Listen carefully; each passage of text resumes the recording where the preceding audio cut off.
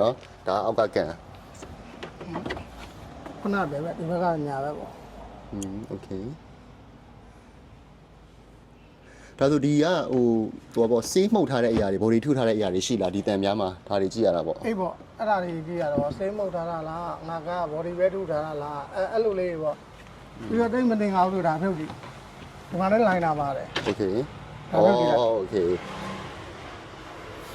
သူက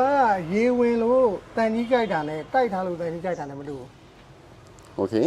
ဒီမဲ့ဒီကောင်လေးဆိုရင်တန်ကြီးကြိုက်ရပါတယ်ဒါပေမဲ့ဒီကောင်ထုထားတာမဟုတ်ဘူးဒီကတစ်ချောင်းလုံးကိုကြည့်ပြီးတော့မှတောင်းတက်တာဒီမဲ့ဒီကောင်လေးဆိုရင်ရေဝင်လာတာဒီမဲ့တယောက်ကကြည့်ရနင်အဲ့ရမမြင်အောင်ဒီကမြင်ရဒီမှာတွေ့လား ဒီဒီ ဒါဆိုတန်ကြီးကြိုက်တာလား အေးဟုတ်တယ်ဒီကောင်တန်ကြီးကြိုက်တယ်နော် တန်ကြီးကြိုက်တာရေဝင်လို့ อ๋อโอเคကြာသွားလို့ပေါ့နော် ဟုတ်တယ်အဲ့လိုလေးပေါ့ဒီမှာ